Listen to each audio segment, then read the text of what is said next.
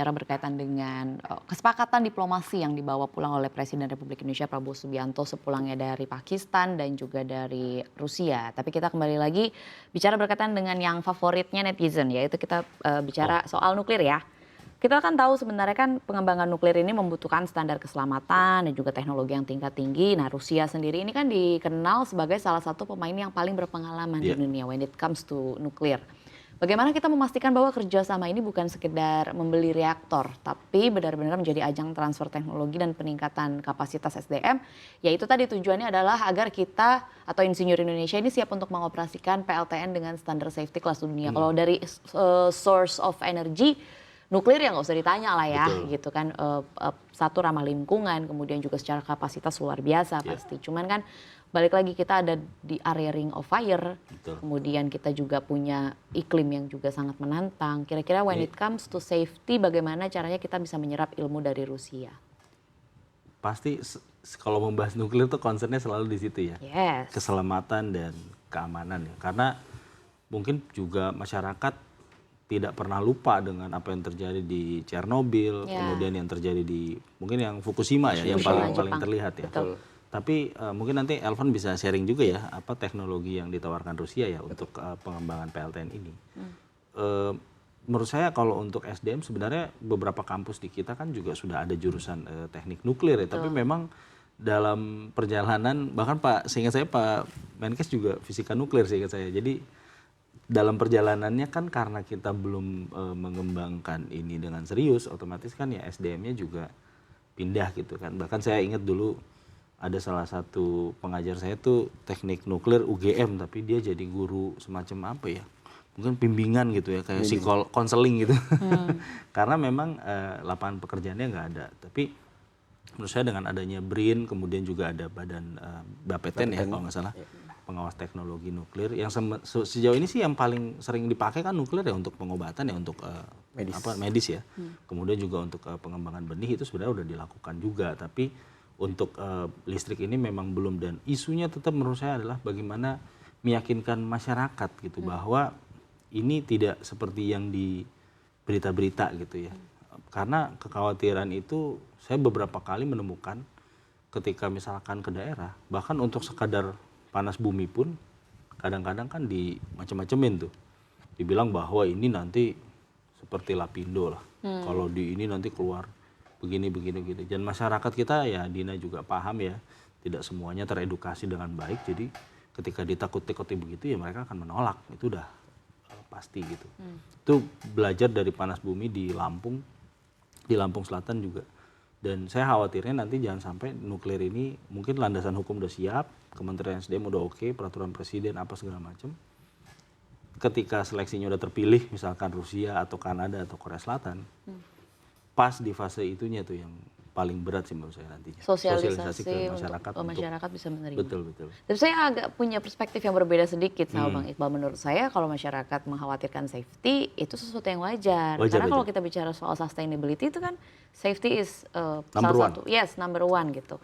Paling basic kalau kita bicara berkaitan dengan keberlanjutan, terutama safety dari masyarakat. Tambah lagi ya itu tadi kita sudah punya kasus-kasus seperti Chernobyl, kemudian Fukushima.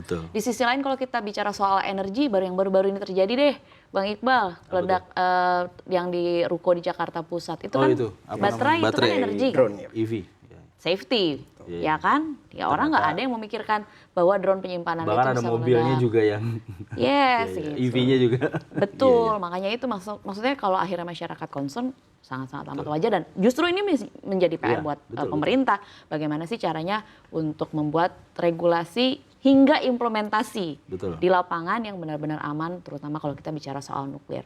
Nah, pertanyaan saya selanjutnya buat Mas Elvan. Mas Elvan, kalau kita bicara soal diplomasi Prabowo, tadi kan dibilang bahwa Putin mau datang ya ke Indonesia. Ini akan heboh nih, kira-kira kalau datangnya, kalau ke Jakarta sih minimal macet ya. Kuningan, kayak Macron kemarin. Sudirman di Monas tuh udah pasti macet lah. Tapi kalau kita bicara berkaitan dengan kedatangan ini dari perspektif diplomasi, apakah bisa dikatakan bahwa akan ada potensi FDI baru yang akan masuk?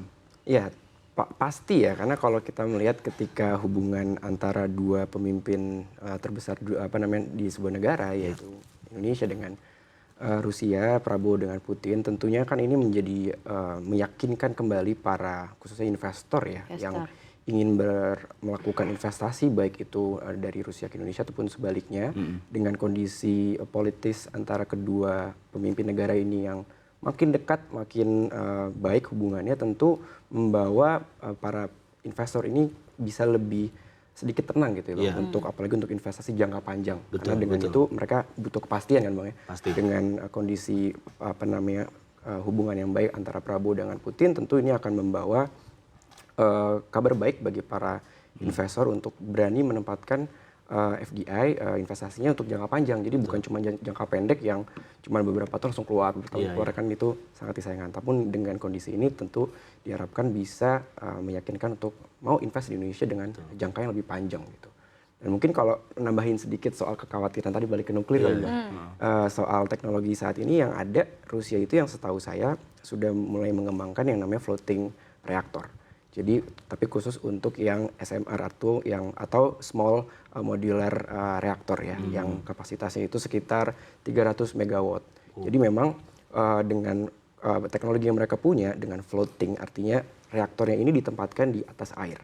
Dan dengan itu akan mengurangi ketakutan nih akan adanya gempa ya, akibat gempa ya misalkan. Karena kita tahu Indonesia itu tadi ya ring of fire, sehingga ditakutkan adanya gempa tektonik dan lain sebagainya. Sehingga dengan adanya teknologi floating reaktor ini bisa menjawab paling nggak salah satu kekhawatiran itu ya akibat daripada gempa bumi gitu untuk nantinya kejadian bocornya reaktor. Jadi memang bila kita melihat teknologi yang sudah ada ini bisa sedikit menenangkan seperti itu apabila kita mengambil pilihan seperti itu. Dan sebenarnya cuma butuh waktu ya untuk teknologi catch up dengan kekhawatiran manusia ya tadi itu tadi. Balik lagi sebenarnya kesiapan dari pemerintah juga keseriusannya bagaimana supaya implementasi dari nuklir ini dimanfaatkan sebagai sumber energi yang lebih besar, kapasitasnya lebih ramah lingkungan, tapi juga itu tadi tetap aman. Gitu. Karena kita waktunya terbatas dan masih cukup banyak kesepakatan yang belum dibahas juga begitu kan.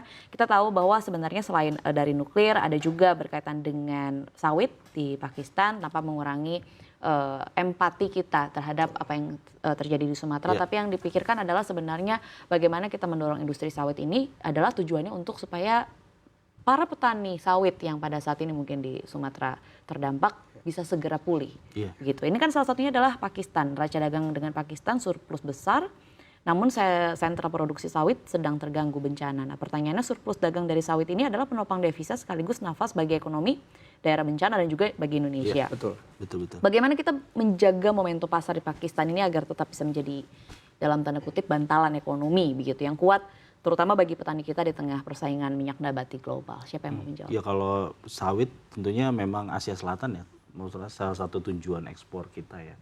Selain tentunya India gitu ya, itu juga tim riset sudah berulang kali ya mengulas soal ini gitu. Tapi menurut saya isu yang krusial adalah setelah ini ya tentunya recovery dan tentunya kita berharap bahwa ke depan juga ada plan B ya, karena kita tidak tahu ketika misalkan ke depan ada lagi siklon seperti kemarin, ini yang bisa mungkin angkanya belum terlihat ya, dan dampak daripada bencana ini terhadap produksi kelapa sawit dan juga CPO-nya. Tapi kalau tidak diantisipasi ke depan saya khawatir juga akan mengganggu juga ya. Sementara kan tadi terlihat bahwa sebenarnya yang berkeinginan untuk menyeimbangkan raca itu kan sebenarnya Pakistan. Kan, karena mereka defisit kan, makanya mereka sekarang kan semua presiden atau semua PM perdana menteri kan balance, pasti kan mereka jadi sales juga kan, makanya saya memahami banget sih ketika